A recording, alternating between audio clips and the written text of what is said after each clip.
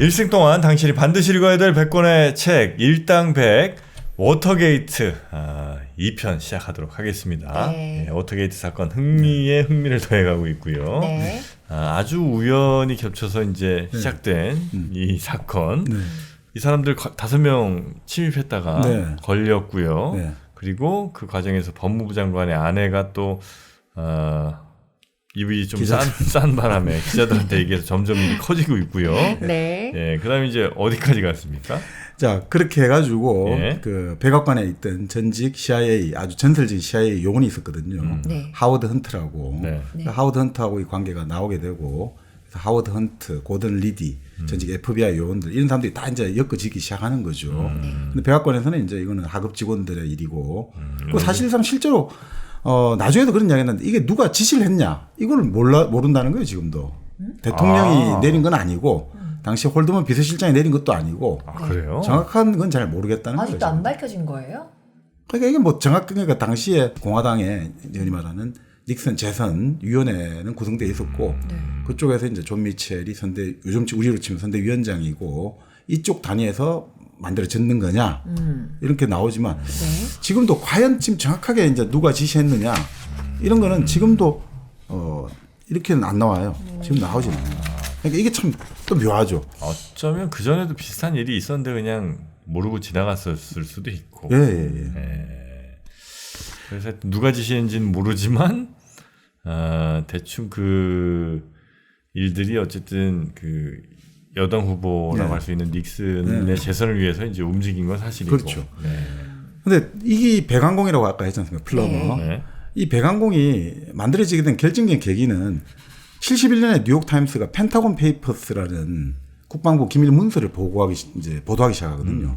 근데 그 내용이 뭐냐면 한마디로 베트남 전쟁은 미국이 조작해서 일으켰다는 내용이 위주가 되는 거죠. 통킹만에서 미국 군함이 연달아 공격을 받아가지고 우리는 이제 전쟁을 선포한다 됐는데 그게 아니다 이거죠.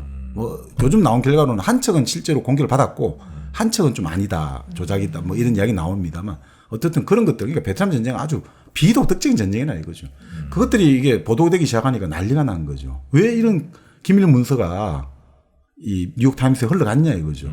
알고 보니까 예전에 이번에는 이름이 많이 좀 잘 안 나오는 그런가요? 미안합니다. 그 다니엘 엘스버그라고. 이거 어떻게 다 기억을 해요? 다니엘 엘스버그가 하여튼 유명한 사람이 있습니다. 요즘 치면 내부 고발자죠. 그렇게 됐는데. 자, 결국 그러니까 닉슨이 경로해가지고 이런 사건이 어떻게 계속 일어나냐. 뭐 계속 일어났어요. 또 무슨 정부기관에 누가 침투해가지고 문서를 훔쳐가지고 또 그게 다음날에 어디 그 신문에 보도가 되고 이러니까 이 닉슨이 위기감을 느낀 거예요. 봐라. 지금 나를 음해하려고 활동한 놈들이 있다. 그러니까 우리도 갇혀야 돼.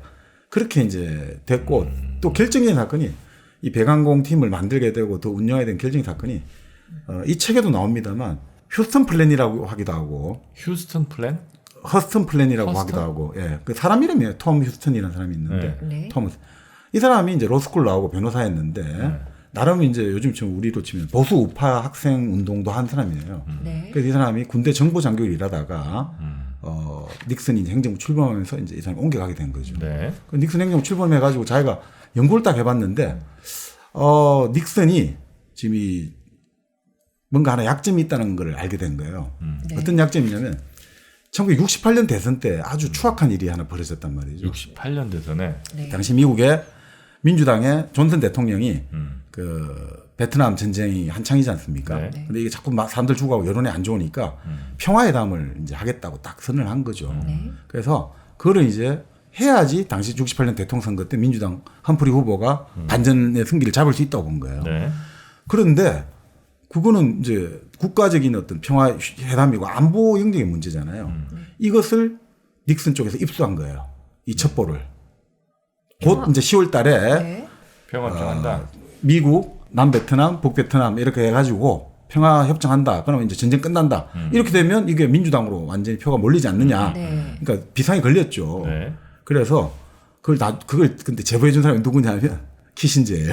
헨리 키신저? 키신저가 그 당시 줄을 여러 군데 댔거든요. 민주당에도 줄대고 공화당에도 줄대고 다 된 거예요. 본래 유명한 사람들은 본래 그렇게 줄을 동시에 댑니다. 왜냐하면 한쪽에 댔다가 망가지면 안 되잖아요. 우리나라에서도 유명한 교수님들은 6대4, 7대3, 8대2 이런 식으로 나눠가지고 자문을 하는데 자 그렇게 됐단 말이죠. 그러니까 이 키신저의 딱 이야기를 듣고 확인해 보니까 이게 맞는 것 같다 이거죠. 그래서 닉슨 쪽에서 공작이 들어간단 말이죠. 당시에 미국 의회에 아주 큰 영향력을 가지고 있던 중국계 미국인 안나 체놀트라는 여자가 있거든요. 네. 아주 유명한 체놀트 장군의 미망인이었는데 네. 그 안나 체놀트가 중국계고 이러니까 그 남베트남 당시 대통령하고 아주 친분이 좋았단 말이죠. 그래서 안나 체놀트를 활용해가지고 그 남베트남 대통령에게 야 평화회담 참여하지 마. 내가 대통령 되면 너한테 더 유리한 조건으로 뭘 해줄게. 그렇게 해서 미국 정부의 이 협정을 아예 깽판을 쳐버린 거죠. 그래서 닉슨이 근데 그 당시 몰랐던 게 체놀트를 다 도청하고 있었거든요. 존슨도 다 도청하고 있었어요. 이게 딱 닉슨이 딱 보고를 받고 도청 내용 보고 완전히 황당을 했던 거죠. 그래서 난리를 친 거죠. 그래서 공화당 쪽 지난 사람들에게 지금 닉슨이 하고 있는 건 트리즌, 반역죄야, 반역죄, 국가 반역죄야. 지금 국가가 그 젊은이들을 그 생명을 아끼려고 지금 전쟁 휴전을 하려고 하는데 얘가 지금 전쟁을 계속 끌게 뒤에서 조장하고 있다. 네. 그리고 국가의 외교 안보 회담을 자기 정략적으로 쓰냐.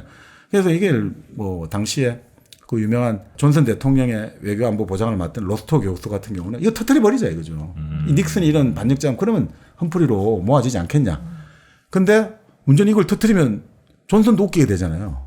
존슨 대통령도 지금 도청하고 있다는 거 다 드러나잖아요. 우방국 지도자도 도청하고 물론 오바마 때도 그 드러났습니다만 네. 어쨌든 그래도 그렇잖아요. 그러니까 이건 공멸한다 정치권이. 네. 그래서 뭐 그냥 덮자 됐고 닉슨이 겁이 나잖아요. 이쪽에서 또 미친 척하고 터뜨려 버리면 그래서 닉슨이 이제 존슨 대통령에 전화를 하죠. 뭐 엉뚱한 이야기 하면서 그냥 다 그냥 별일 없이 넘어가 버리는 거죠. 존슨도 이걸 지금 까발리는 것보다 유약한 험프리가 대통령 되는 것보다 차라리 닉슨이 오히려 내하고 맞는 것 같아. 라는 수도 있고 뭐 그런 식으로 얘를 판단해 갖고 그러니까 그 사건이 사실 옥토버 스프라이즈가 될 수 있었죠. 미국 대선에서. 그렇지 않습니까? 이게. 그래서 미국 대선의 이 역사가 미국 공화당이 이렇게 한번 시도를 했고 또 1980년 대선 때도 시도를 했다고 하죠. 그러니까 레이건 대통령 후보와 지미 카터가 붙었을 때 레이건 쪽에서 CIA 국장을 했던 아버지 부시하고 그 아버지 부시의 핵심 참모였던 우리 한국 대사였던 도널드 그레그가 당시에 이란하고 협상을 했다는 거예요. 그러니까 이란에 그 당시 주한미국 대사관원들이 인질로 잡혀 있었잖아요. 근데 대통령 선거를 앞두고 풀어주면 이제 지미 카터에게 유리해지는데 그걸 풀어주지 말게 이제 공작을 했다. 근데 그거는 이제 도널드 그레그의 해고록에 따르면 그건 난 무죄로 밝혀졌다. 이건 무죄다. 난 무고. 뭐 이렇게 하는데 또 다른 책에서는 아니다. 분명히 그게 있었다라고 또 하는 사람도 있어요. 그러니까 그런 식으로 국가 안보를 가지고 하는 것은 말이 안 된다 했는데 이게 그냥 계속해서 이야기는 계속해서 나왔습니다만 네. 그게 몇 년 전에 사실로 밝혀졌어요. 실제 했다는 게 밝혀졌거든요. 그래서 이제 그 당시 미국의 이제 어떤 칼럼니스트들 글 보니까 닉슨의 가장 큰 제약은 워터게이트가 아니라 바로 그거다. 안나 체놀트 사건이다. 이건 어떻게 국가 안보를 대통령 선거에 활용하냐.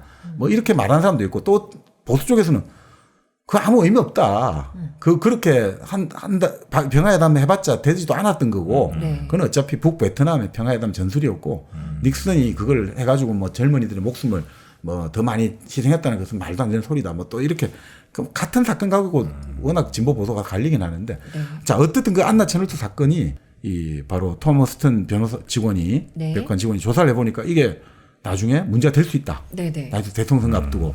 그리고 지금 계속해서 또 이게 터지 나오잖아요. 막 그 네. 당시 막 정세가 흉흉했거든요. 좌파 운동들이 워낙 격렬해지고 이러면서 막 여러 가지 그 폭력 사건 여러 가지 사건이 많이 나니까 자 어떻게 해야 되겠냐. 그래서 이 휴스턴 보고 계획을 한번 짜라는 거예요. 너가 한번 그럼 안을 한번 짜봐. 그래서 나온 게 그 유명한 휴스턴 플랜이에요. 휴스턴 플랜. 네. 네. 근데 이 내용은 보면 말 그대로 건물에 뭐 공간에 그냥 불법 침입하고 도청하고 무단 감시하고 이렇게 해야지 미국이 살아갈 수 있다. 살아날 수 있다. 이렇게 하니까 이거 전부 다 파괴라고 된 거예요. 이거 너무 위험하다. 이거 진짜 이거 이대로 만약에 이게 외부에 나가면 난리가 난다. 그런데 결국 그게 어떻게 됐냐? 뭐 그래서 다 안 되기로 된 거예요. 네. 근데 문제는 이 이건 끝났고 그래서 톰 휴스턴 이 사람 그만두고 나와버렸어요. 네. 그래서 이제 그 백악관 떠났는데 자, 그래서 이 톰 휴스턴이 그때 이걸 하면서 펜타곤 페이퍼스 이런 것들 관련돼 가지고 바로 지금 안나 채널트 사건과 관련된 보고서가 네. 그 여러 가지 그 당시 평화회담이 중단된 것 관련한 보고서가 브루킹스 연구소에 보관돼 있을 거다 본 거예요.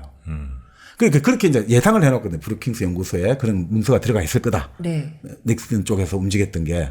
그래서 만약에 다음 선거에서는 그걸 활용할 수가 있다. 이런 식으로 글을 올렸는데 그때는 그냥 막 대충 보고 넘어갔는데 1971년에 펜타곤 페이퍼스가 브루킹스 연구소 그쪽 관련됐던 다니엘 엘스버그가 그걸 뉴욕타임스에 넘기면서 이게 터지니까 그 안나 채널도 관련돼 가지고 평화회담 중지된 것도 뭔가 있지 않을까 된 거예요. 그렇게 해가지고 있을 것 같아. 얘가 지금 맞췄잖아. 네. 그럼 분명히 이것도 있을 거다 해가 그래서 이 배관공 팀을 빨리 만들어 해가지고 그 브루킹스 연구소에 들어가서 훔쳐와라 된 거죠. 아내가.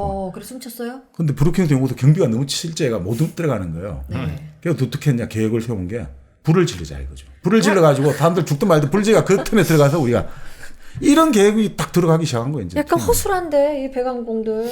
허술한 것도 허술한 거지만 네. 조금 뭐랄까 이게 과한가? 너무 겁이 없다고 해야 되나? 겁이 없다. 아니, 불을 아무리 그래도 그렇지 아무리 예전 일이라고 해도 70년대 그래도 미국이란 나라에서 네. 어디 연구소에 불을 질러서 정보를 빼올 생각을 근데 그 바로 이 찰스 콜슨이라고 네. 미국 그 백악관에 보좌관을 했던 콜슨 같은 경우가 또 변호사예요. 네.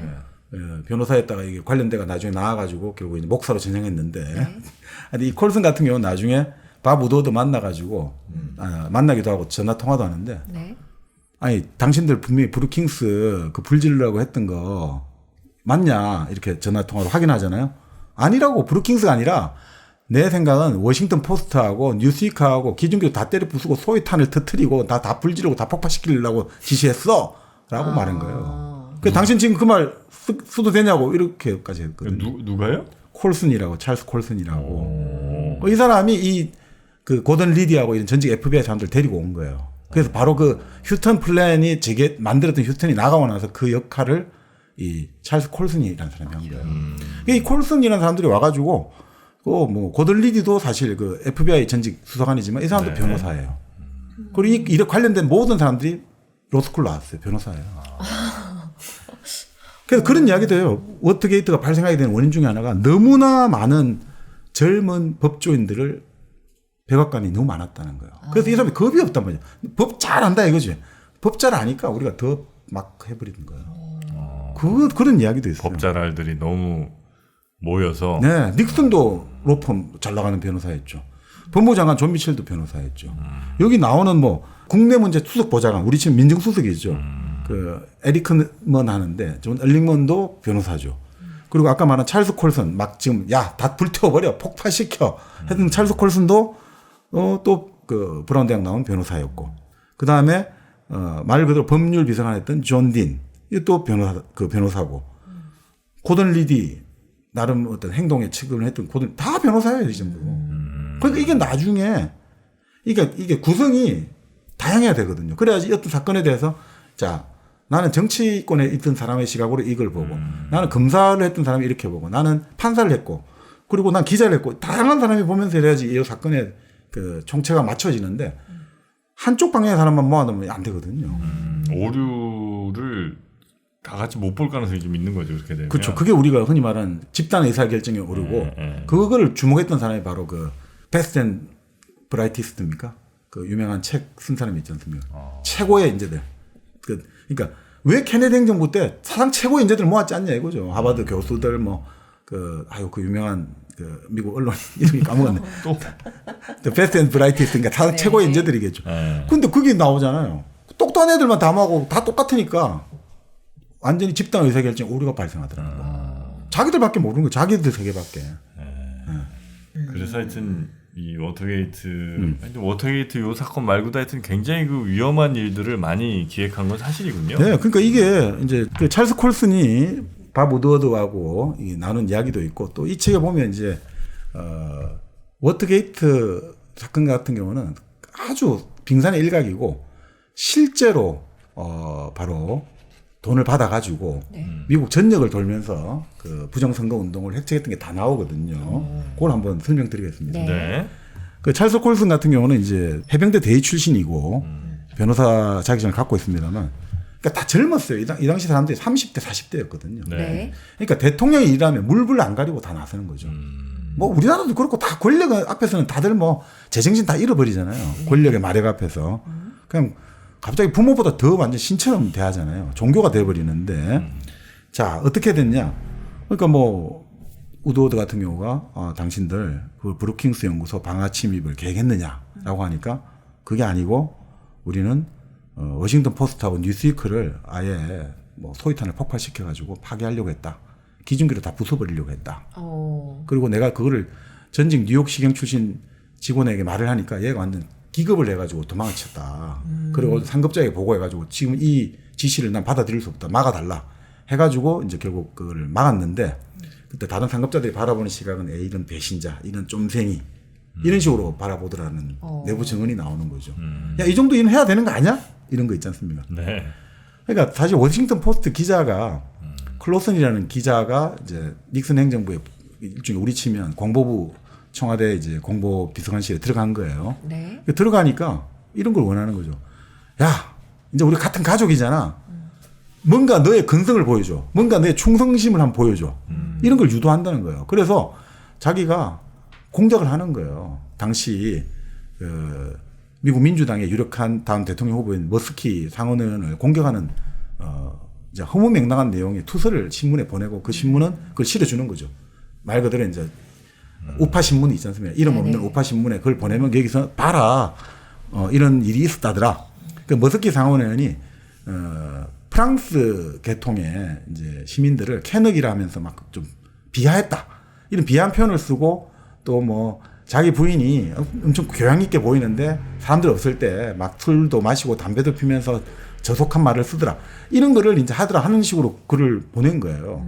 그리고 그 글을 보내고 그 머스키 상원의원이 그걸 해명하다가 감정이 격해가지고 눈물을 흘린 거예요. 부인을 실드 치다가. 근데 막 그때 눈이 내리고 오고 있었는데 머스키 같은 경우는 아니, 눈에 들어가서 눈물이 난 거다. 내가 눈물 흘린 게 아니라고 하지만 머스키는 그걸로 완전히 날아가 버렸거든요. 대통령이 되겠다는 사람이 감정 통제를 안 돼가 저 눈물이 흘리고 저거 어떡하겠냐 이거죠. 미국에서는 그런 거 되게 심하게 보거든요. 아니 대통령을 하겠다는 사람이 저 부인분 뭐 자기 사람 이야기하다가 눈물 흘리고 저러고 뭘 하겠냐. 한 방에 아웃돼버린 거예요. 근데 그 머스키를 그 공격했던 게 바로 클로슨이란 말이죠. 워싱턴 포스트 기자가 가니까 보여줘 달라 이거죠. 네 한번 뭘 근성을 보여줘. 너 한번 공격해. 이런 식으로 해서 이게 합법인지 탈법인지 모르게 사람들을 막 미치게 만드는 거죠. 자, 그런 식의 이제 그 분위기가 그 당시 팽배했다는 거죠. 그러니까 이제 이 사람들은 뉴스에서 대통령을 누가 비판하잖아요. 그러면 저놈을 어떻게 공격할지 계획을 세우기 시작하는 거예요. 자, 저놈을 이제 어떻게 도청하고 감시하고 해서 저놈 죽이자. 이런 식으로 했다는 거죠. 계속해서. 그리고 뭐 이런 식으로 우리가 정보 유출 방지를 해야 되니까 어떻게 해야 되느냐. 신문을 우리가 구워 삶아야 된다 이거죠. 신문을 구워 삶아서 언론에게 한번 위협도 줘야 된다. 정보 누설 조사를 해야겠다. 언론을 위협했다가 또 신문에 그 신문에 맞는 특종 정보 이런 거 하나씩 주고 이렇게 해서 관계를 만들어 가지고 우리가 원하는 대로 이 신문을 유도를 해야겠다. 이런 것이 또 나와죠. 그러니까 사실 권력이 언론을 장하는 방법은 가장 이제 쉬운 게 힘으로 누르는 거예요. 검열한다든지. 그다음에 두 번째 방법은 말 그대로 보도자료를 배포하는 거예요. 그것도 자기들 원하는 대로 보도해 주잖아요. 보도자료 내고. 세 번째 방법은 고소. 아니죠. 유도를 하는 거죠. 평소에 관리를 통해서 재밌는 이야기, 좋은 이야기 들려주면서 그러니까 기자 입장에서는 정보 욕구가 충족되고 나름 이제 거물을 상대한 욕구 충족하면서 쫙 자기 쪽으로 이제 애들 유도시키는 거죠.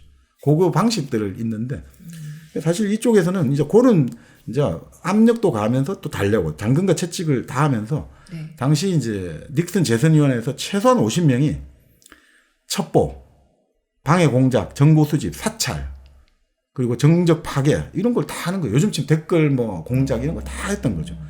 그리고 여기 심한 경우는 당시에 이제 케네디 후보가 나올 것 같잖아요. 그러니까 예상된 후보 아까 말한 머스키브도 그렇고 에드워드 케네디 같은 경우는 이제 이 사람이 여자 문제로 좀 말이 많았거든요. 동생인가요? 제일 막내 동생이죠. 네. 그러니까 자기 형 로버트 케네디가 68년에 암살당하고 이제 그 다음에 대선에는 이제 동생 테디죠. 에드워드 케네디인데 자, 이거 어떻게 해야 되느냐? 케네디 그 가서 다 뒷조사를 시작하는 거죠. 그래서 자기 그 매사추세츠 지역구에서 자기 이제 파티할 때 경찰 차량을 이용해 가지고 손님을 데려오게 했다 이거죠. 경찰 차량을 자기 손님 사적으로 쓰고 또 경찰차에다가 야 술 떨어졌다 술 사와 이렇게. 그러니까 미국도 비슷하죠, 그죠?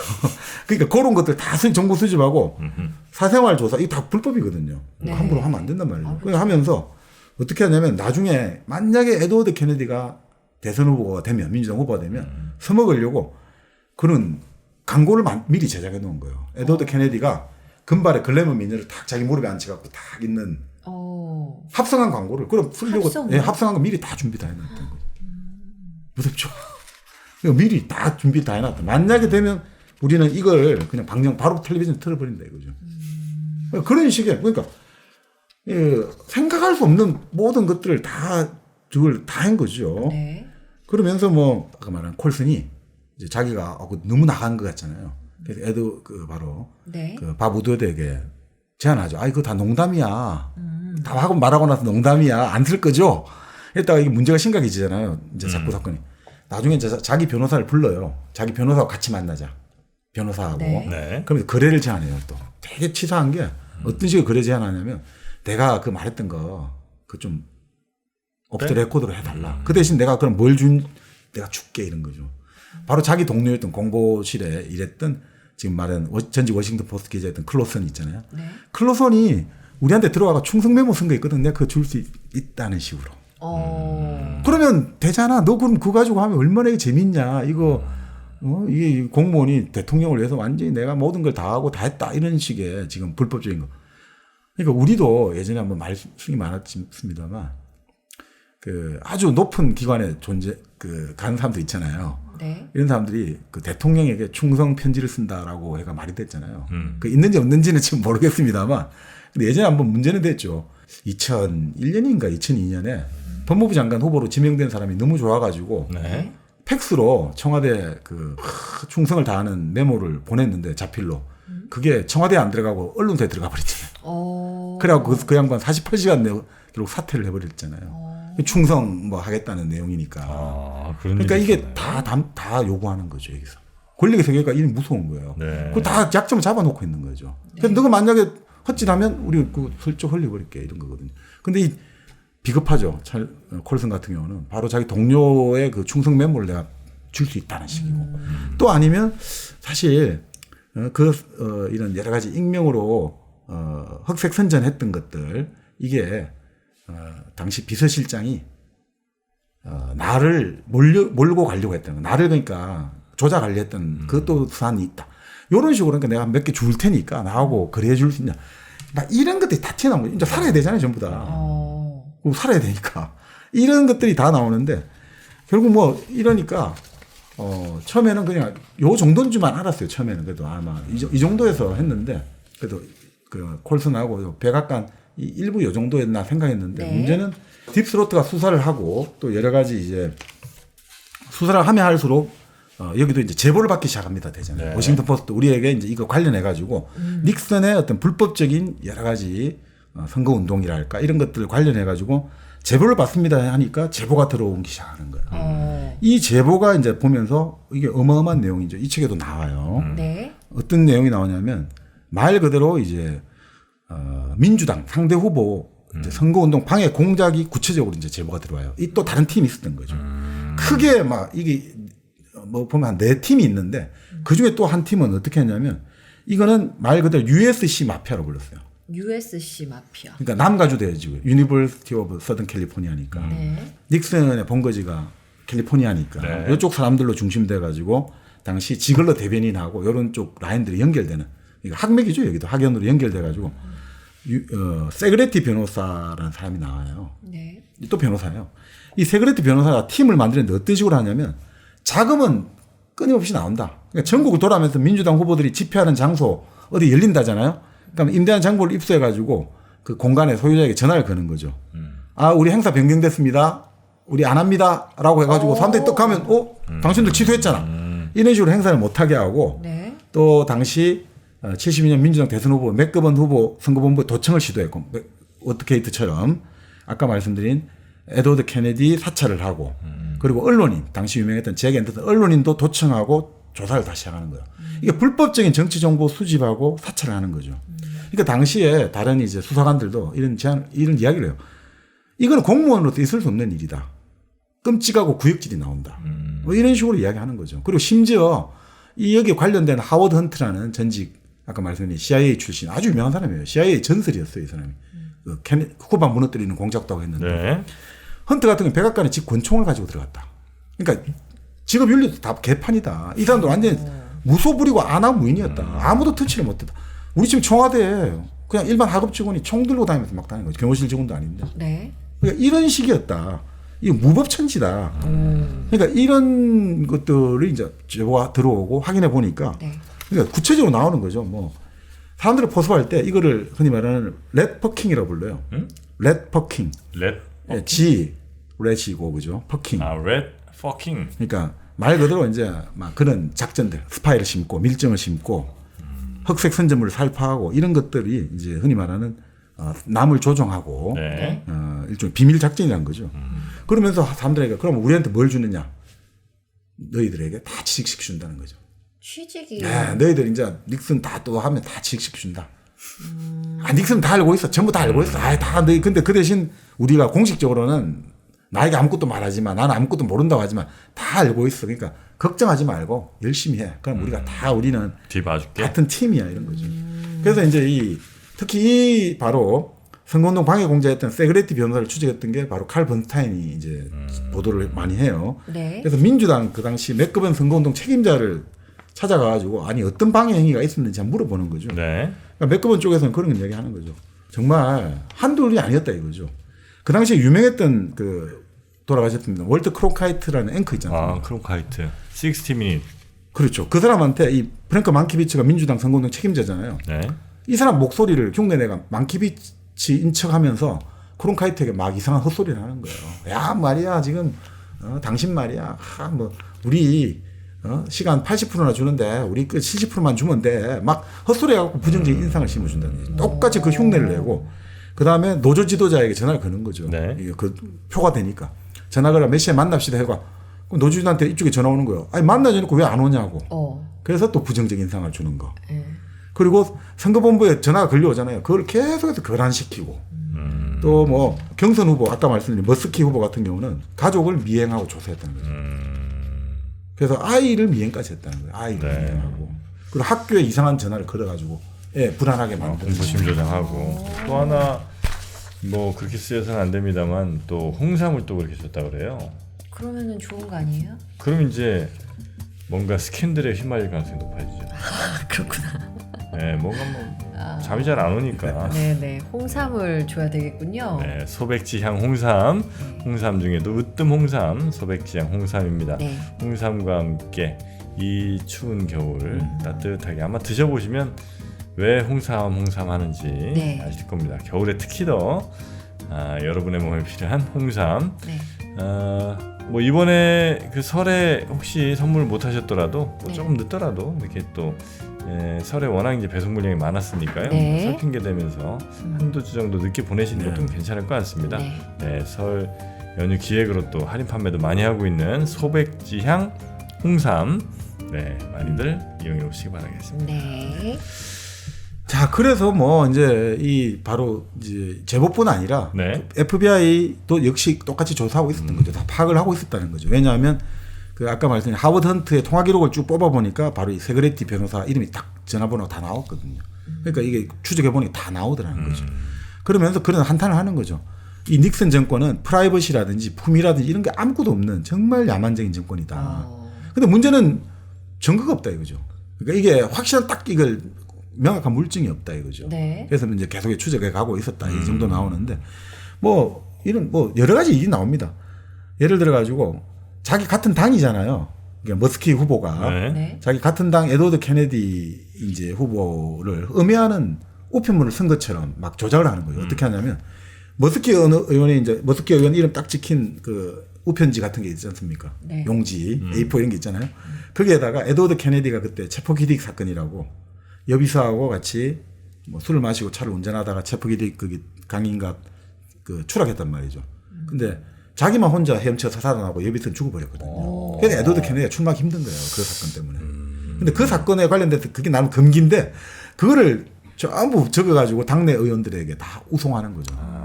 그러니까 그게 마치 이게 머스케온이 이런 짓을 저지른다라는 식으로 공작을 하고 또 호텔에 만찬회 하지 않습니까? 모금 네. 만찬회를 하는데 거기에 막 그냥 술, 케이크, 꽃다발, 피자를 막 그냥 자 여기 짜장면 1,000그릇 갖다 주세요 이렇게 하는 거야.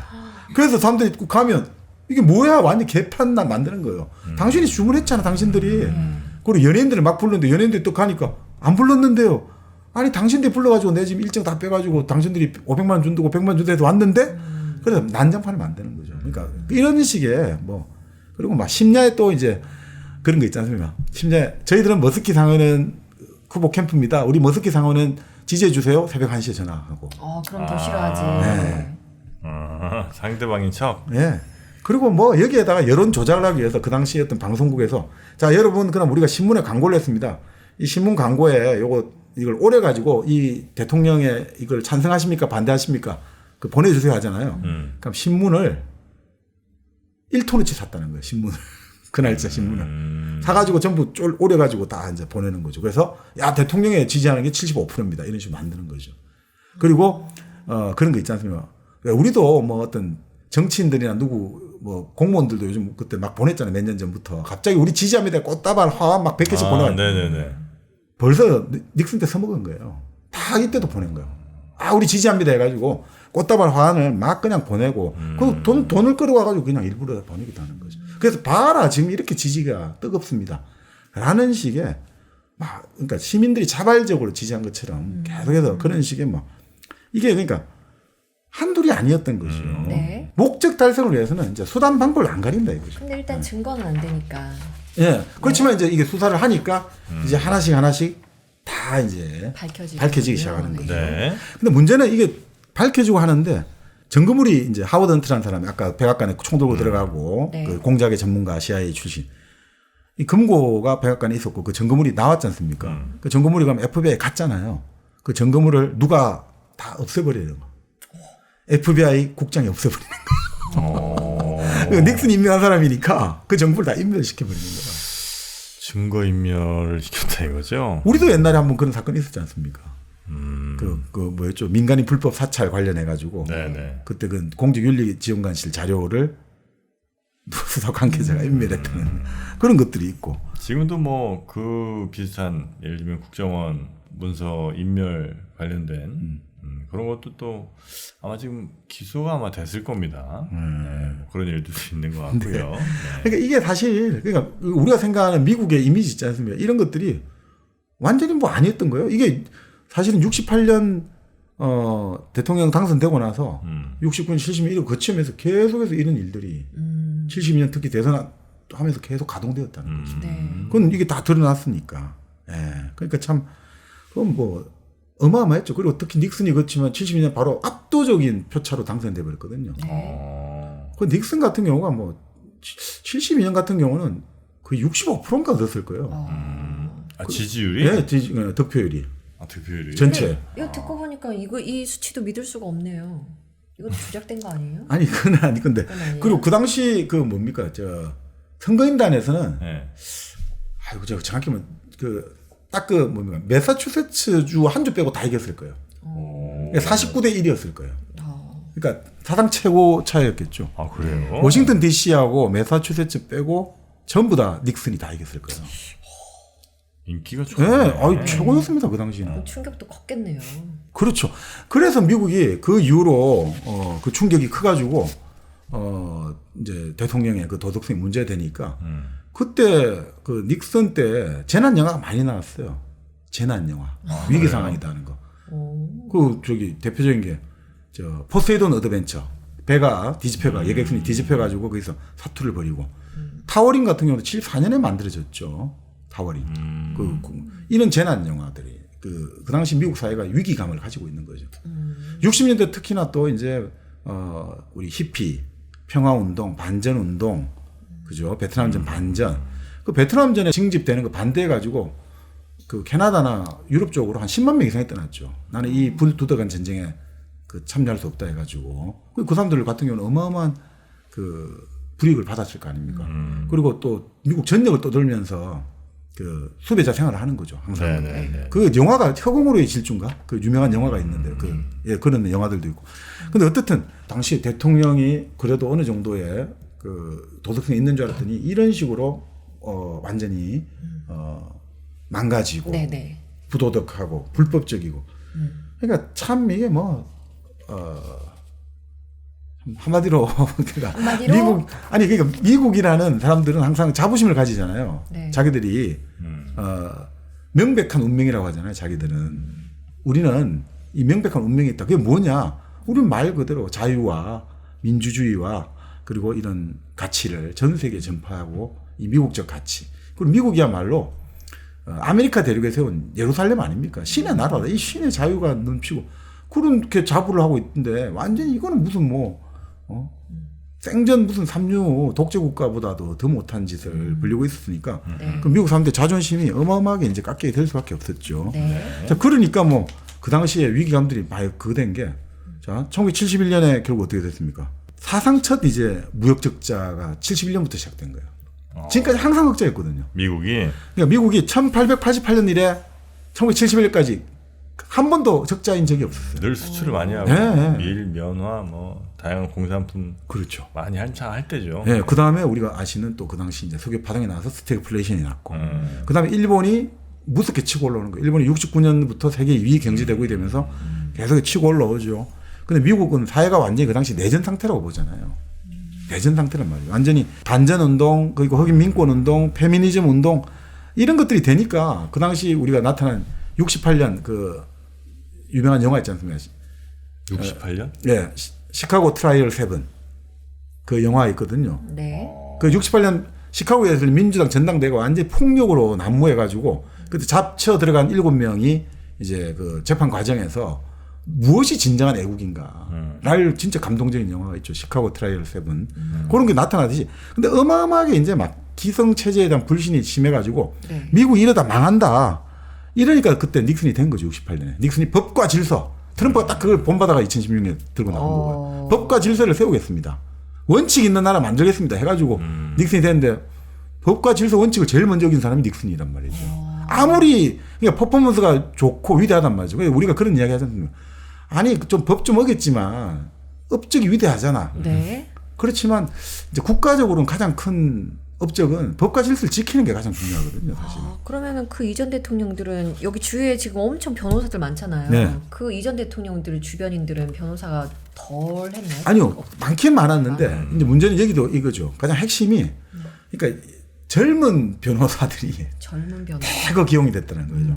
그러니까 전부 다 벼락 출세를 한 사람이 많아요. 존 딘 같은 경우는 그 당시 1938년생이니까 우리 지금 법무비서관 네. 아주 높은 사람이에요. 네. 사정비서관. 근데 존 딘 같은 경우는 38년생이니까 그 당시 몇 살입니까? 32살인가요? 3살. 근데 지금 우리 치면 청와대 거의 뭐 높은 거 하죠. 그리고 아까 말한 콜슨 같은 경우도 다들 나이가 뭐 그래봤자 40에 딱 40초 넘고 이래요. 네네. 근데 이런 사람들이 힘을 주어지니까 우리는 아직 젊지 않습니까? 우리가 이 대통령을 완전히 막 장기 집권 시키고 우리 계속 나가자 되니까 와 이게 무섭게 되는 거죠.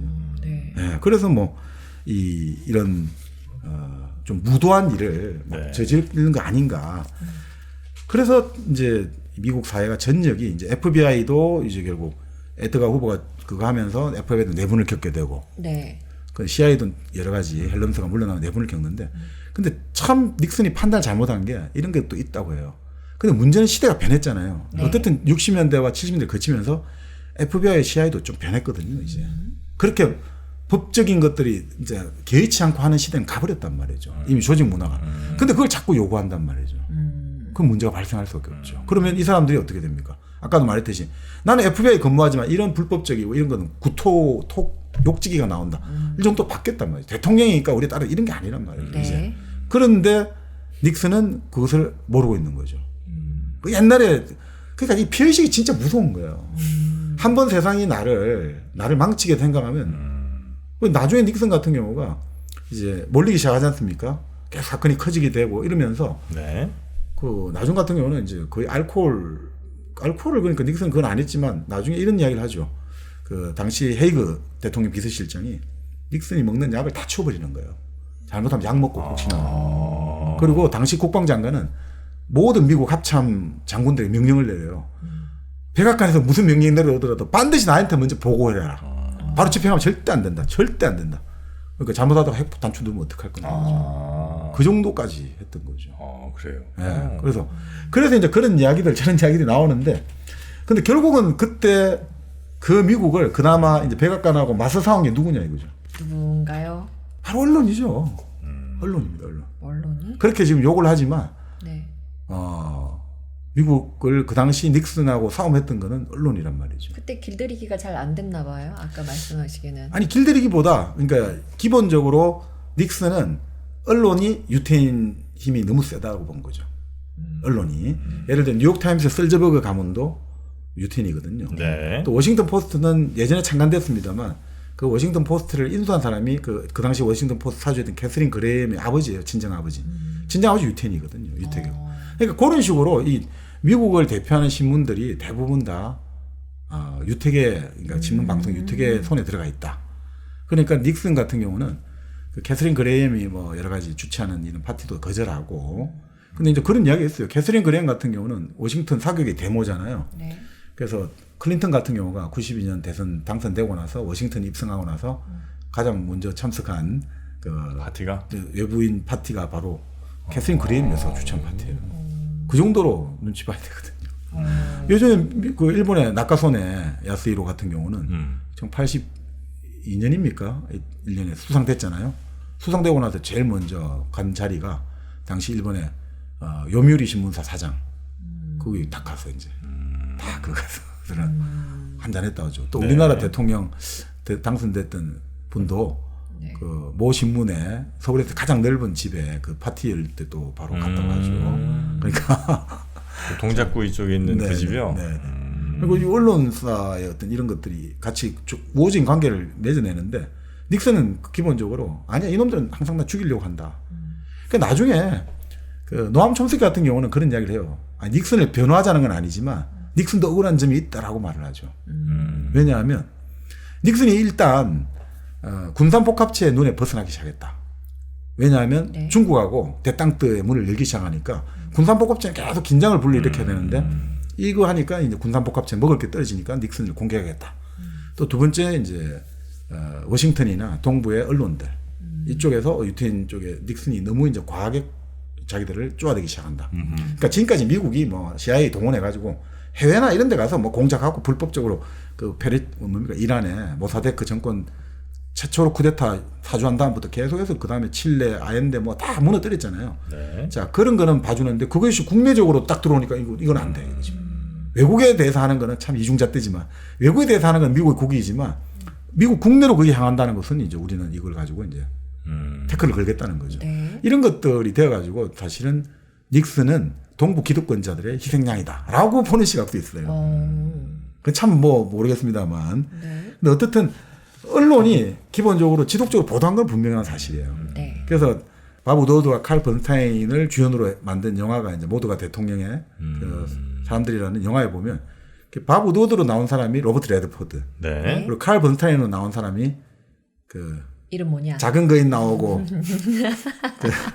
저 키 작은 사람 더스틴 호프만.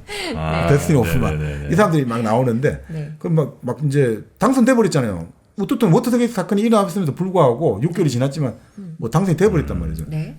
그런데도 뭐 계속해서 이제 이 기자들이 타이프라이터는 쉬지 않는다로 나오는데 근데 그거는 이런 것도 있는 것 같아요. 이게 단순히 워싱턴 포스트만 뉴욕타임스 물론 다 달래드렸지만 당시 미국 의회의 판도가 있단 말이죠.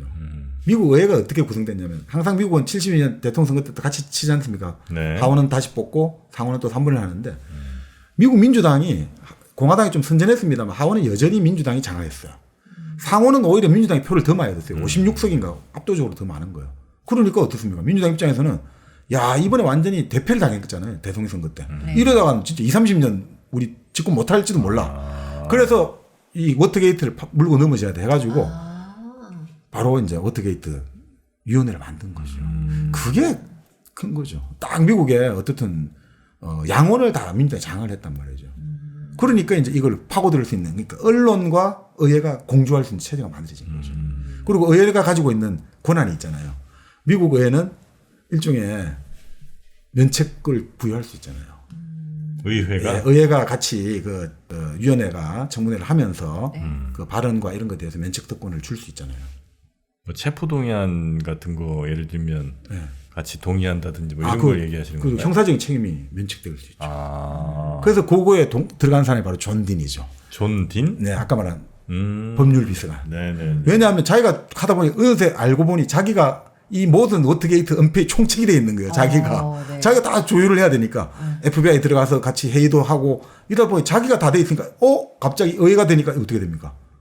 미국의 의회에서 우리는 뭐 청문회 나가 별 크게 사실 뭐 의회 모독죄야 우리 징역 1년 이하인가요? 하여튼 그런데 미국은 세단 말이에요. 이게 완전. 예. 뭐 이건 잘못하면 다 모든 게 망가지니까 네. 결국은 의회 쪽하고 그래 할 수밖에 없는 거죠. 좀 분리가면이. 이러다 이거 뭐 오늘 사건 마무리 못 할 것 같은데 그러진 않겠죠? 야, 아닙니다. 네. 자, 그렇게 해서 이제 네. 결국은 뭐 이렇게 둘이가 같이 의회와 언론이 가게 되고 네. 그 와중에 이제 존 미첼 같은 경우도 엄청나게 협박을 하는 거죠. 너희들 다 이제 꼼짝 마라. 이제 같이 한번 소송해보자. 그리고 캐서린 그레이엄 그 워싱턴 포스트 있지 않습니까? 네. 거기에 공격이 들어가기 시작하는 거죠. 캐서린 그레이엄 워싱턴 포스트를 공격하니까 신문의 주가가 절반으로 폭락해 버리는 거예요. 찌려가 살겠냐 이제 정부 공격하고. 그리고 이쪽에 갖고 있던 방송국 우리 말하는 재성인 한번 들여다볼게. 방송들 이제 공격이 시작되고 존 미첼 같은 경우는 완전 육두문자를 쓰거든요. 네. 예측에 보면 표현이 그렇게 나오죠. 캐서린 그레이엄의 젖꼭지를 차규기에 꽂아가지고 젖을 비틀어 버리겠어. 그러니까 완전히 그런 식으로 완전 이제 그런 식으로 공격하는 거예요. 욕설 맞아요 이거? 아, 그럼 뭔데요? 아니 그게 이제 번역이 그렇게 돼 있는 거죠. 이제 미국식으로 하면 좀 더 뭐 파킹 돼 있겠죠. 네. 그러니까 자 그런데 그러니까 캐서린 그레이엄이 밀고 나간 거예요. 그래서 종 안 되면 나 잡아가라 이거죠.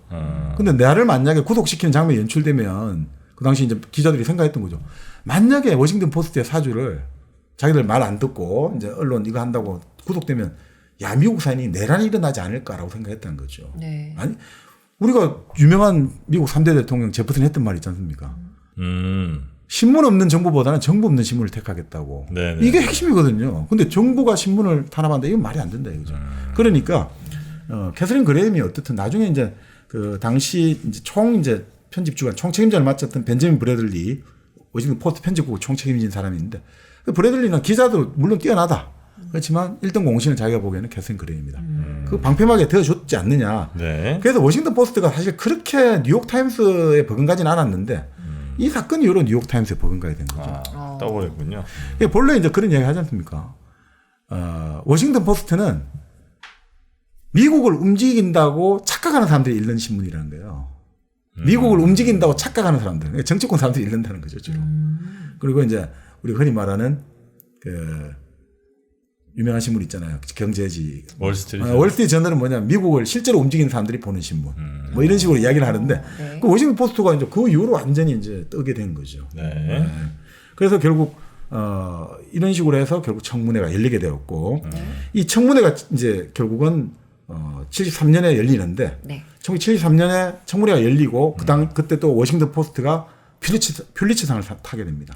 이 건으로. 예, 언론계 최고입니다. 그러니까 동시에 이제 힘이 받기 시작하는 거죠. 네네네. 자, 그러니까 그 당시 청문회가 미국 가구 시청률이 73.2%가.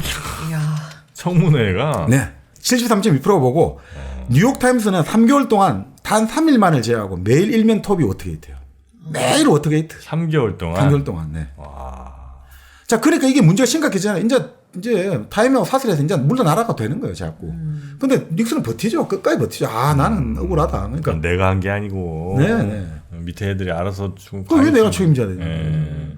그런데 이제 그때 그러면 이제 문제가 심각해지니까 이제 만약에 닉슨이 그만두면 부통령이 승계를 해야 되잖아요. 네. 근데 그때 부통령이 그 바로 스피루 에그뉴인데 이 사람이 또 문제가 있었거든요. 이 사람이 그 당시 지방 단체장을 할 때 뇌물을 받은 게 터져버린 거예요. 그 검찰이 수사를 하고 있었거든요. 네. 그러니까 이 사람은 억울하죠. 항상 하는 말이 나는 1원 한 전 받은 적 없고 나는 정치 자금이다.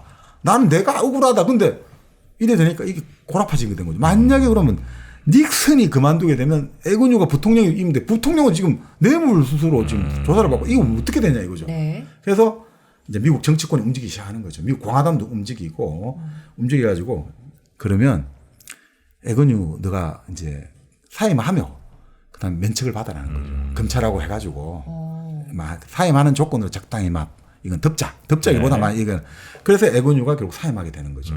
그다음에 부통령을 지명해야 되잖아요. 네. 그 부통령을 누구 지명해야 되느냐 이게 그거지 않습니까? 그러니까 그 당시 후보가 예를 들어 가지고 레이건 캘리포니아 주지사 레이건이 있고 또 당시 나중에 이제 포드 대통령이 부통령 지명하는 부자 록펠러 네네. 두 명이 이제 유력한 후보인데 네. 민주당에서는 절대 두 명은 안 된다는 거죠. 왜냐하면 이 두 명이 부통령을 하다가 76년 대통령 선거 때 대통령 나오면 우리 불리하다 이거죠. 그래서 그 사람들 말고 해가지고 그 당시 미국 하원 공화당 원내대표를 하고 있고 가장 두루두루 원만한 거로 아주 사람 좋은 걸로 소문났던 포드가 부통령이 딱 당첨되는 거죠. 그 사람들이 안심했다는 거죠. 포드는 좀 청렴했다는 거죠. 포드를 유일하게 이제 부통령 할 때 조사를 해보니까 딱 하나 걸리는 게 나왔어요. 뭔데요? 선거운동할 때 선거운동 자금으로 양복을 구입했다는 거죠. 그래서 그 양복 구입한 돈만 반환하면 아무 문제가 없었다. 그만큼 깨끗했다는 거죠. 네. 그래서 이제 포드가 이제 부통령이 되고 나름 이제 그 해임에 만약에 이제 닉슨이 중도 사퇴할 경우에 대비한 이제 안전장치를 만들기 시작해요. 네네. 근데 닉슨은 절대 안 물러나거든요. 근데 닉슨이 결국 물러나게 된 결국 이유가 네. 결국은 청문회에서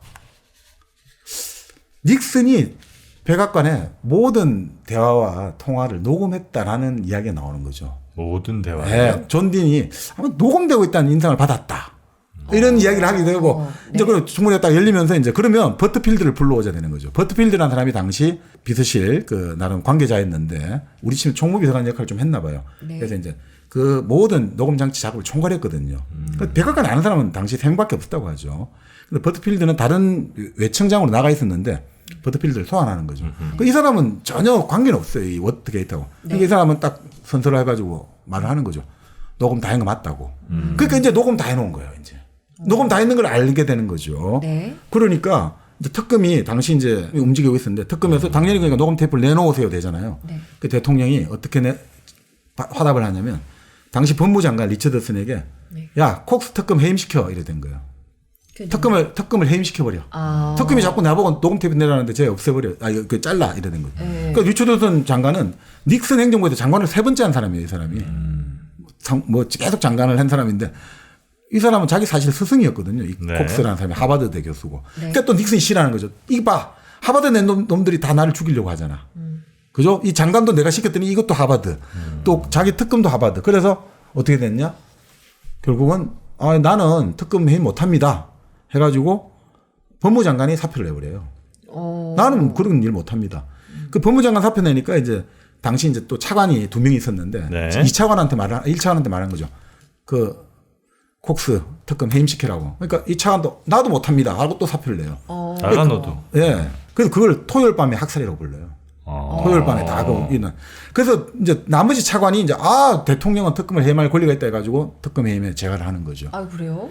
자, 그렇지만 이래 되면 어떻게 됩니까? 이 사건이 터지니까 이제 완전히 불이 붙어버린 거죠. 하원에서 이제 대통령 탄핵을 위한 22가지 결의안을 상정시키는 거죠. 네. 그런데도 닉슨은 버텨요. 계속 버텨요. 그래서 73년이 넘어가는 거죠. 네. 넘어가면서 끝까지 이제 재판에도 끝까지 막으려고 하지만 이게 결국 안 되잖아요. 대세가. 네. 그러면서 결국 이제 일부 이제 녹음 테이프 내용이 제출되는데 그 일부 내용조차도 그 방대한 내용 중에 극히 녹음 테이프 한 10개도 안 되는 내용이 제출되는데 그 내용 중에서 막 욕설 나오고 상스러운 비속어 나오고 이제 사람들이 완전 깨는 거죠. 아니 우리나라 대통령이 평소 하는 말이 이런 거구나. 거기에다가 결정적인 그거에 대한 녹음 테이프 부분이 삭제가 돼버린 거예요. 처음에 그걸 몰랐죠. 삭제됐는지. 근데 딥스로트가 또 알려주는 거죠. 그 삭제된 거 있어. 그래 해가지고 삭제된 걸 찾아낸 거예요. 그래서 왜 이게 삭제됐느냐 이러니까 유명한 말이에요. 닉슨을 평생 수발했던 여비서가 있거든요. 독신으로. 그 사람도 워터게이트 아파트에 살았는데 이 비서가 마침 그 녹음을 이제 녹취를 해가 이게 녹음하고 이제 풀고 있는데 이 내용을 녹음하고 다시 다른 데 넣고 있는데 전화가 걸려고 전화를 받으려다가 이렇게 뻗었는데 잘못해가지고 테이프를 눌렀다. 그래서 이게 델리트 버렸다. 삭제됐다. 그래서 그다음부터 말도 안 되는 헛소리 하는 거를 이제 여비서 그 행동을 따가 무슨 스트레치라고 부르는데 지금 까먹었습니다. 그런 식으로 해가지고 뭐 됐다니 아무리 봐도 사람들이 말이 안 되잖아. 그렇겠죠. 해봐. 이거 해보세요. 네. 이 되나? 이거 하는데 뭐 이게 말이 안 된다. 그러니까 이게 나오면서 분위기가 또 완전히 이제 물증이 나오니까. 저 봐라. 이제 물증이 나오고 그러면 이제 전부 다 제출해라 이거죠. 이거 관련해서 대통령이 진짜 은폐를 지시했는지. 그러니까 그거 다 제출해라. 자, 그러니까 못하겠다 되다가 결국 어떻게 됐느냐. 미국 대법원이 결국 전부 제출해야 할 것을 이제 그 명령을 내리죠. 네. 그리고 이제 미국 이제 상원에서 경고를 하는 거죠. 당신 이제 공화당까지 같이 들어간 거예요. 공화당의 원로들이 닉슨을 가서 상원도 이제 탄핵을 결정할 준비가 돼 있다. 이렇게 이제 압박하니까 할 수 없이 이제 물러나는 1974년 8월 8일 내가 사퇴하겠다 결정하고 8월 9일 그러면 내가 이제 발표하겠다 된 거죠. 그래서 8월 9일 발표하는데 그 영화에 보면 8월 8일 그 하고 키신저 있잖아요. 옆에 있었는데 갑자기 키신저 보고 무릎 꿇고 우리 기도하자고 막 그렇게 나와요. 기도하자고. 무슨 행동이야 그건. 그렇게 해가지고 네. 결국 뭐 이제 8월 9일 날 닉슨이 이제 물러나게 되고 근데 물러날 때 나중에 도착 딱 베이처 그리잖아요. 그 헬기 타고 갈 때 자기 고향 떠날 때 또 무슨 심리인지 잘 모르겠는데 하여튼 그리고 8월 9일 물러나서 그다음 한 달이 채 안 돼가지고 9월 달에 포드가 이제 대통령이 됐지 않습니까? 네. 포드가 닉슨의 이거와 관련된 모든 것들에 사면 하죠. 근데 그거는 사면은 결국 범죄가 있다는 걸 전제로 하는 거죠. 그렇게 된 거죠. 결국 그렇게 해서 이제 한 시대가 지나가게 됐죠. 네. 그러니까 참 이런 불법 행동들이 참 이렇게 난무했다 이거죠. 왜냐하면 그 당시 닉슨이 곧 국가였다는 거죠. 닉슨이 곧 국가였다. 근데 사면했을 때 사람들은 분노했을 것 같은데. 그러니까 포드가 안 됐죠. 포드가 결국 재선이 안 된 이유가 닉슨의 사면이 있었다 보는 거죠. 포드는 그렇게 소탈하고 이런 걸로 유명한 사람인데 네. 그리고 역설적으로 닉슨이 물러나고 나서 가장 덕을 본 사람이 바로 지미 카터였죠. 조지아 주지사 땅콩 농장을 했던 지미 카터. 왜냐? 지미 카터가 가장 청렴하고 인권을 들고 나오니까 사람들이 닉슨과 가장 대조적인 인물이다. 운이 좀 따라야 돼서. 네. 그러니까 지미 카터가 아니 무명의 인물이었거든요. 해군 장교 출신이고 조지아 주지사였습니다만 완전히 무명이었단 말이죠. 근데 지미 카터가 어떻게 보면 갑자기 각광을 받았던 이유가 저 사람은 깨끗한 것 같아. 이렇게 이게 제일 중요하죠. 자, 우리 지선 씨는 중간에 뭐 저 외국 사람들 이름이 좀 많이 나오긴 했는데 네. 사건 대충 이제 정리가 좀 됐습니까? 지금 정리가 됐죠. 워터게이트. 네, 워터게이트. 한번 가볼까요? 어떻게 어디로 가요? 아니 그러니까 워터게이트 사건에 대한 간략한 이 사건에 대한 우리 지선 씨의 제 이해를 한번 좀 이해를 한번 확인 안 해도 되겠습니까? 확인 안 해도 돼요. 완전 이해했단 말이에요. 그러니까 조금 주무시는 것 같은데. 아유 무슨 말씀이세요? 말도 안 되는 얘기죠. 아니죠. 예. 너무 재밌었죠. 아유 이렇게 재밌는 일은 없어요. 근데 이거 지금 이거 영화로 나왔잖아요. 네. 많이 나왔죠. 그럼 영화를 보면 지금 이 수많은 사람들이 다 나와요? 다는 아닐 것 다는 같아요. 아니고 이제 그거를 주요 인물들이 좀, 네네. 그러니까 모두가 대통령의 사람들 같은 경우는 저도 예전에 봤는데, 네. 그러니까 그거는 이제 끝까지 가는 게 아니라, 그 이제 닉슨이 재선돼 가지고 취임 선서할 때까지만 딱 가고 네. 이렇게 끝나고, 그 다음에 그 지금 재밌게 보셨다는 게 프로스트 대 닉슨. 그건 진짜 이제 둘이가 완전히 격돌하는 거죠. 네네네. 네, 그게 나오고, 지금 이제 또 말씀하신 포스트 같은 네. 경우도 있고, 또 아까 말씀드린 그 게스릿이라는 게 최근에 드라마로 한 몇 번 나왔고, 또 그 다음에 닉슨이라는 영화가 있죠. 닉슨. 그냥 닉슨. 그 아까 말씀드린 그 감독 있잖아요. 네, 그 네, 유명한 올리버 그 스톤. 올리버 스톤. 그 유명한 그 유명한데 절대 이름은 몰라. 그 영화 그 백악관을 무너뜨린 사나이도 있어요. 아, 예, 예. 네. 그런 영화도 있어요. 네. 그러니까 영화도 많이 나오고 이건 결국 뭐 미국을 끊임없이 뭐 미국에 있어가지고는 네. 아주 끊임없이 반복되는 거 아닙니까? 상기하자 이런 거 아니겠습니까? 그래서 사실을 가만히 보면요. 근데 이 닉슨 이 워터게이트를 보면 미국의 힘을 느껴요. 무슨 말이냐면 자, 그 당시 완전히 60년대를 거치면서 미국은 완전히 내전 상태라고 봤단 말이죠. 네. 이건 내전이란 말이죠. 왜냐하면 끊임없이 그 당시 미국의 1970년에 오하이오에 있는 그 켄트 대학, 켄트 주립대학인데 주방위원이 출동해가지고 시위하는 대학생의 총을 발표해가 4명이 총살 맞고 다 죽어버렸어요. 있을 수 없는 사건이었거든요. 근데 그 배우가 이제 사실 존 미첼 법무부 장관이었다는 이야기도 있어요. 그러니까 그만큼 그 사회 분위기가 이렇게 갔단 말이죠. 완전히. 이게 법과 질서를 해야 된다. 우리 안 그러면 이 미국 망한다. 지금 소련은 저렇게 일사불란히 움직이는데 지금 미국은 흑백 갈등에 흑인 민권 투쟁에 뭐 베트남전 반대 투쟁으로 나라 분열돼 있고 히피 놈들은 뭐 전부 이렇게 하잖아요. 히피들은 빨갱이 히피 놈들이 전부 다 우리 이 미국 사회를 완전히 뒤흔들고 있다. 이래가 우리 애들을 교육도 다 엉망이고 소련에 우리는 완전 뒤지고 이러다 완전 우리 망한다. 이런 위기감이 있었는데 특히나 이제 그게 도덕성에 나름 자부심을 가지고 있다가 닉슨이 완전 해가 결정타가 됐단 말이죠. 그래서 완전 미국이 샥 경제적으로도 지금 침몰하고 정치 윤리도 다 침몰한 것 같았는데 네. 이때부터 나오는 게 미국의 문화란 말이죠. 이때부터 미국의 카운터 컬처라고 하죠. 미국은 주류 문화가 있고 항상 반문화가 있잖아요. 이 문화가 미국 스스로가 자아 비판하잖아요. 자, 우리 밥 딜런, 노벨 문학상 밥 딜런, 존 바이즈, 스티브 잡스의 애인이었던 존 바이즈, 포크송 가수들 노래가 반전을 노래하고, 그러니까 미국 사회라는 한 축이 있는데 또 다른 축이 작동을 하기 시작한단 말이죠. 스스로를 자기 자아 성찰, 자기 반성. 그러면서 이제 이 영화들도 그런 우리가 지금 말하는 좋은 영화들, 미국 월남전에 대한 우리의 그 참회록을 쓰잖아요. 영화들이. 네, 얼마나 네. 좋은 영화 많습니까? 막 그런 영화들이 계속 나온단 말이죠.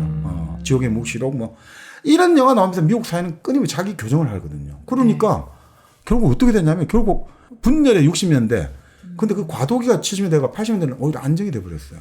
그래서 냉전을 이기는 원동력이 돼버렸거든요. 그러니까 미국의 힘은 최고의 분열 상태에 갔을 내전 상태에 갔을 때 한번 그걸 견뎌내고 다시 우리는 올라가는 그걸 역사적으로 갖고 있어요.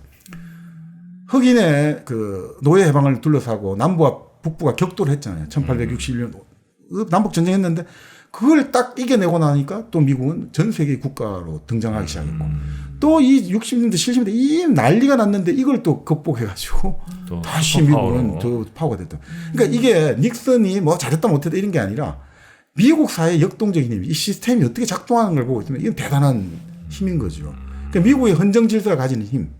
미국은 자유와 평등 아닙니까? 근데 자유의 주체는 시민인데 평등의 주체는 국가 권력이란 말이죠. 그러니까 끊임없이 미국은 연방주의와 그 지방 분권주의가 끊임없이 다툼을 할 수밖에 없고 그게 계속해서 지금 나타나는 거예요. 네. 그럼에도 불구하고 그것을 역사적으로 조율하고 우리는 그걸 잘 조정하면 우리는 항상 더 한 단계 나아간다는 걸 알기 때문에 그 지금 미국이 거의 내전 상태 아닙니까? 지금도 완전히 뭐 갈라져 있죠. 완전히 서로 간에 그 정체성 정체라고 합니까? 맞습니다. 각각의 계급적, 인종적, 지역적 정체성에 기반해갖고 미국이 완전히 지금 갈라진 것 같지만 그 미국은 기본적으로 역사적으로 이런 것들을 항상 수습하고 봉합한 경험이 있기 때문에 어떤 사람들은 그래도 중국보다는 유리하다는 거예요. 완전 과연 미중 간에 여러 가지 말이 나오지만 역사적으로 수습을 해본 나라와 그 경험이 없는 나라는 천지 차이거든요. 이론으로 배운 나라는 차이가 있다. 네, 그거 잘 안 되거든요. 그 역사적으로 역사라는 게 별거 아닌 것 같은데 절대 그렇지 않습니다. 그러니까 닉슨의 이 사건은 오늘 뭐 갖고 온 이유는 딴 거는 있습니다만, 네. 그러니까 우리가 게이트가 있고 막 하지만 이게 있어갖고 우리 사회는 망했다라는 게 아니라 이런 게 자꾸 드러나고 이런 것들이 나오고 이런 게 좋은 거예요, 사실은. 그렇게 해야지 사회가 한 단계 더 나아갈 수 있거든요. 그 나온 사실에 대해서 또 예. 잘 정리하고 예. 거기 이제 이상한 정치적인 뭐 이런 거 들어가지 않고 그냥 잘 정리해서 우리가 또 반성하고 이렇게 한 단계 더 나아갈 수 있다는 거죠. 네. 우리도 지금 나아가고 있다고 희망을 가지고 살아야겠네요. 우리가? 네, 우리. 글쎄 꼭 꼭. 그런 건지 모르겠습니다만 네. 여튼 오늘도 보면 네. 우리 리드모아 독서대 위에 우리 정광님의 내용 정리해놓은 여러 종이들이 네. 어마어마하게 네. 쌓여 아유, 있습니다. 진짜. 네. 이게 다 가능한 것도 리드모아 독서대 네. 또 이걸로 편안하게 네. 정리하시기 때문이 아닌가 싶습니다.